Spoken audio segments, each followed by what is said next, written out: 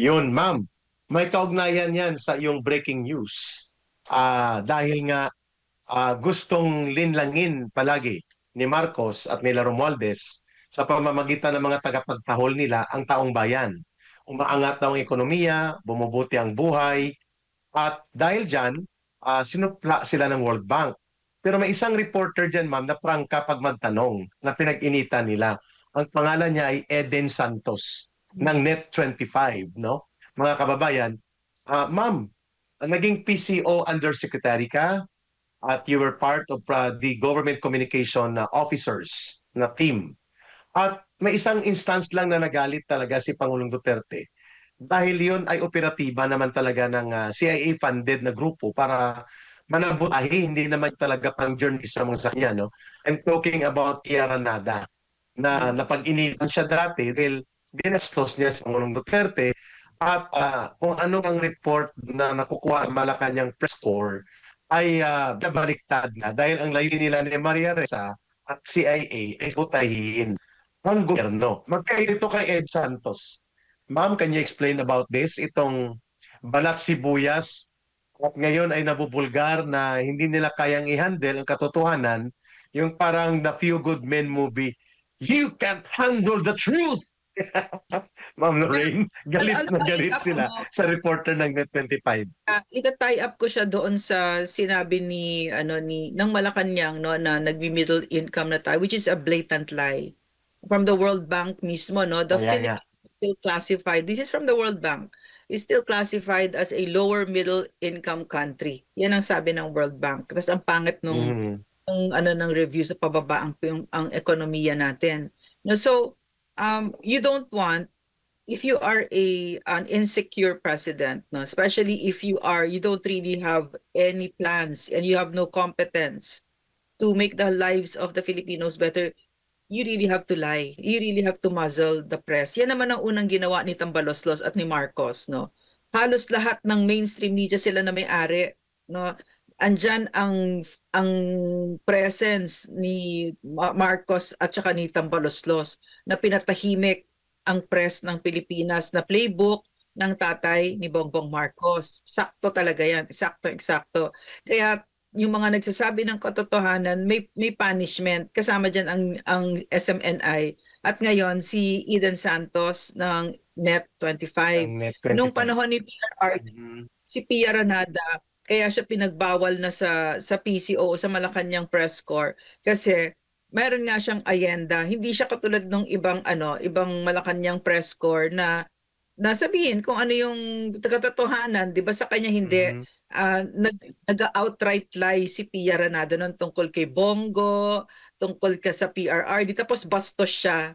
I mean, sobrang kabastusan. Yung talaga she forces her way. No? There's a minimum of a protocol that she wasn't following, no. So may sense of entitlement, so tinanggal siya. Pero ito ibang-iba ito kasi si Eden Santos ang tinatanong niya yung katotohanan, 'di ba? Hingin siya ng information, 'di ba? So para sa isang totalitarian na gobyerno na yan ang nakikita natin ngayon ang Pilipinas, no. Kasi si Marcos ang ginawa niya, ito si Bongbong Marcos, ginawa niya yung ginawa ng tatay niya pero walang official declaration of martial law, pero wala na tayong kalayaan, no? Totalitarian government. Ang una mong gagawin talaga patatahimikin mo. So yan ang nangyayari dito. Yan ang pinakaayaw nila na kaya nga yung mga vloggers, kasi age of information ngayon, may internet, ang hinahabol, may kumukumpas ang hinahabol ngayon ay ang mga vloggers, no, katulad nila Eric, no, yung talagang effective na effective, at ang mga may kumukumpas talaga. So anyway, yon no. Oh, tama ka, ma'am. At nga binabasa kong reaksyon ng mga tao na when you cannot defend your lies and you continue to insist na ito'y katotohanan at nabubulgar ka, then you resort to, sabi mo nga, ma'am, pandarahas, mananakot, pangbubuli, at pagpapahiya. So kaya nga, itong si Eden Santos po, ino-observe ko ang kanyang demeanor, malayo si Pia Ranada na nang babastos. Sa kanya, ma'am, when she asks questions, she asks the questions on the basis of facts and data. At dahil hindi po factual ang sagot ni Claire Castro at ng Malacanang, nasusupalpal tuloy ang dating nila. Dahil may hawak na facts, may figures, may informasyon na hawak si Eden Santos. Ngayon, dahil nabubulgar at nagkakaroon po ng kahiyaan, ang naging solusyon, pagbawal ang reporter na nagtatanong ng katotohanan at yung dapat maiwan doon ay yung mga hindi magtatanong ng katotohanan. This is dangerous. Dapat magsalita po dito ang Malacanang Press Corps. Magsalita dito ang media organizations, no? O sige nga, ipatawag nyo ito sa pagkom nyo, yung panggigip ni Marcos ng media. Wala ano kayong sinabi. This is a very clear control and special operations na dapat ang pasok lang sa Malacanang ay hindi ka magtatanong ng actual na mga katanungan, kundi mag-raise alleluia ka. Kay Marcos at kay Claire Castro, okay ka. May isa pa silang ipinagbawal, ma'am eh. May mga kalaban itong si Jay Ruiz na dahil nga may galing siya sa media, lumalabas na mayroon po siyang mga kinakampihan na grupo na naglalabi within PCO. At ito ay nagpapakita ng nangyayaring factionalism. Nasa panahon po ni Pangulong Duterte, Ma'am Lorraine, ang pagkakakuha ko, ang factionalism ay bawal na bawal po yan na maging isang kalakaran sa opisina ng gobyerno. Pero ito dahil may mga bagahe, itong si vlogger Barker Claire Castro, may bagahe din ito si Jay Ruiz na mga negosyo ng kanyang PR firm at bago siya pumasok sa Malacanang, nangungontrata sa public relations and mga media operations si Jay Ruiz. Ngayon, mayroon pong power play na nagaganap sa PCO. Ano po ma'am ang epekto nito kapag ganun po ang malaganap? Vested interest, power play, and walang professional and ethical conduct sa mga namumuno ng Presidential and Top Government Office of Communication. In the end, kapag ganyan na nangyayari, ang nagsasuffer ang taong bayan. No, kasi hindi umaabot ang balita, ang communications, ang information, important information kung anong ginagawa ng gobyerno para sa kanila at kunyari may mga warnings, may mga information na para maalagaan nila sarili nila, hindi umaabot, no?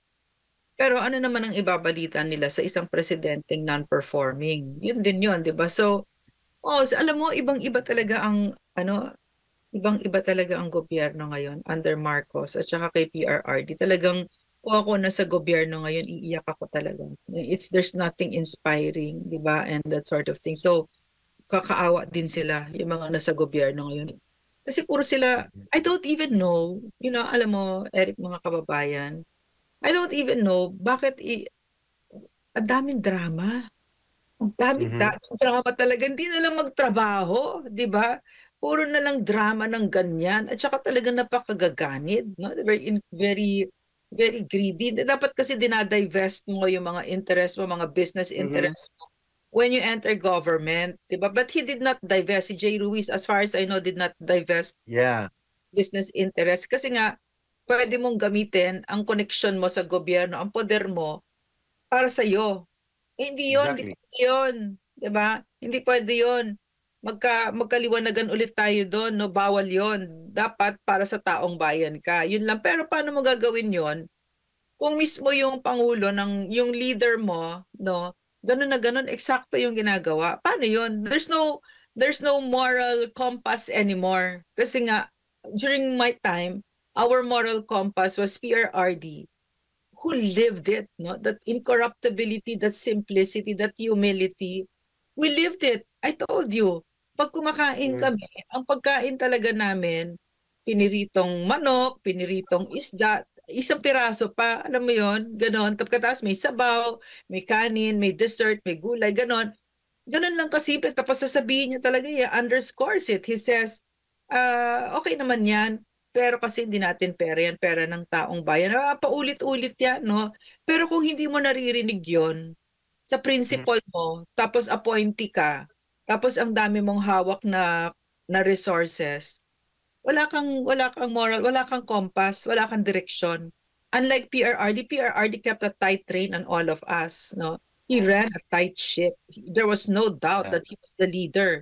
And if he found out na ikaw ay nagnakaw. Naku, alam mo, magtago ka na lang na. Kasi Mhm. nakakita ako na nanipa siya ng undersecretary na nahuli Mhm. niya nanakaw tapos resign. Mhm. Pinatanggal niya. Alam mo, bait pa nga niya kasi maraming beses panapasikret na lang niya yung pag-resign. Basta mag-resign ka na. Pero hindi na niya Mhm. kinakausap. Kasi ano, pagtatraidor mo yun sa kanya dahil he trusted you eh. Di ba? But Mhm. there's no such dynamics under the Marcos administration. Parang each one to his own, magnakawan na tayo, paramihan ito, di ba? Correct. So that's it. That's the challenges. No? Those are the challenges that face us now. Mhm. Kaya ang descriptions kay Marcos po, kung mayroon siyang iulat sa kanyang State of Lying Address, no, hindi po yan SONA, SOLA, State of Lying Address sa July, sa fourth Monday of July, ay I fully restored the monumental and systematic corruption in government. At Yeah. lahat ngayon ay libre na ang magnakaw at walang kaso-kaso, lalo na kung iupo ko na si Boying Rimulya as ombudsman. Basta, hallelujah to Marcos, ako ay hindi nyo bibirahin, nakaw lang ng nakaw, fire, walang problema. Yan ang sinasabi na monumental corruption, mga kababayan. Ang achievement niya, out of 118 na mga bansa. Sa corruption survey and evaluation, 114 ranking natin sa pinakakulilat sa mga lumalaban sa korupsyon. Okay. So binanggit mo, Ma'am Lorraine, I like that point na sinabi mo. Yung kanyang abilidad, hindi nga pwedeng makapasa bilang barangay captain eh. Kaya sharply, he pointed or she was very ng pinoint po ni Vice President Sara Duterte that the problem of Marcos, aside from the littering issue ng chronic substance abuse of illegal drugs sa sarili niya, na hindi niya maiwaksi-waksi ang kanyang pananaw taong bayan, ang apektadong kanyang health of mind at kanyang state of decision making, may binanggit si Vice President Sara Duterte, ma'am, mga kababayan. Very sharp ang sinabi niya. Marcos Jr. doesn't know how to be a president. He does not know how to lead and know how to run the government. Short of saying na walang alam, dapat umalis na. Kaya ito nangyayari. Mantikin mo sa fishport sa General Santos City, mama. I think kahapon, sabi niya mga kababayan, pumunta siya sa fishport, no, sa General Santos City. Dahil sikat sa tuna yan eh. Kaya ko inilagay itong aking kasama, yung Department of Agriculture Secretary, sapagkat eksperto po ito bilang malaking negosyante sa isda. Kaya makikinig tayo sa kanya. Nakulangan si uh, Secretary Laurel. Kung anong sasabihin niya, sea fishing and big time na negosyante sa pangisdaan ito. So yung kaharap niya, mga maliliit na mga nagtitinda ng tingi-tingi na isda, sabi ko wala talagang alam si Marcos na ang kaharap niya, ordinaryong mga mangingisda, tapos ipapaharap niya ang bilyonaryo na ang negosyo ay ang magkulimbat ng mga resources ng kadagatan at negosyohan ng malaki ng pamilya nila. Ma'am, Na, no, it alam mo, shows kung anong tao siya. he was the exact opposite of Digong. Kasi si Digong, alam niya talaga yung dinadaanan ng mga mahihirap. Alam niya yung OFW. Alam niya yung details, detalyado. Alam niya talaga. And was that fed to him? No. He did it on his own. No? On his own, he was interested. Parang he was really talagang nagda-taxi driver siya para makita niya talaga kung ano yung dinadaanan ng mga nasa responsibilidad niya, di ba? Na alagaan, Mhm. yung mga taga Davao. Pero ito, ano mo, nakakatawa pero nakakagalit, di ba? Na nakakaawa kasi kunyari ikaw ay isang kunyari mangingisda ka, at nakikinig ka ng ganon. Mhm. Dispalinghado, wala talaga yung paahin, walang landing, hindi niya alam kung ano yung sinasabi niya, walang alam itong taong ito. Correct. Ang isang privileged na spoiled brat na taga Forbes Park who did not make it his responsibility to find out no that other realities existed apart from his own. There's a term for that. It's called noblesse oblige. This means yung Mhm. mga nakakarami sa buhay, dapat mas nagpapasensya ka, mas nag-iintindi ka kasi bumaba ka at inalam mo kung ano yung dinadaanan ng mga mahihirap kesa sa'yo. Kasi alangan naman sila ang umakyat sa'yo. Hindi nila kaya yon. Pero ikaw kaya mong bumaba at intindihin, di ba? Kung kaya't, kung kaya't, alam mo, marami, kunyari ako ha, nakita ko yung mga anak ko, ang komportable ng buhay, di ba? Eh syempre dinadala ko sila kung saan ako pumupunta. Punta ako sa slums, punta ako sa bundok, bit-bit ko sila. So they don't grow up to be assholes like those Forbes Park spoiled brats who think the world owes them something, who has not made it their responsibility, and they think that the only reality that exists is their reality. So wala sa horizon nila yung mga naghihirap, lalo't lalo na kung ikaw ay leader, lalo't lalo na kung president ka. Diyos ko, ang pangit tignan. Kasi ang pinaka Agree. nakakaawa, pinaka mahihirap. Mhm. Kaya tama yung description ni Pangulong Duterte nandito pa sa Pilipinas, mga kababayan, na the main problem right now of the Filipino people and the country ay ang fractured governance. Ngayon, hindi na lang fractured, kundi baldado na gobyerno. Kasi kung fractured, pwede pang i-plaster caste. Pag baldado, wala, napuputulin mo na lang at upang tanggalin ang pagkabaldado niya. So baldado po ang gobyerno sa Pilipinas sapagkat baldado ang namumuno. And the Vice President is not part of that because she does not exercise power and authority of the President. She is just the standby President, but she is not the President. Kaya hindi po siya makagalaw dahil hindi rin po siya binibigyan na ng pagkakataon para manggobyerno pa na kabahagi ni Marcos. Kung matatandaan ninyo mga kababayan sa panghuling bahagi ng aming talakayan ngayon ni Ma'am Lorraine, nang siya ang naging Department of Education Secretary, most effective and high-performing agency ni Marcos. DepEd.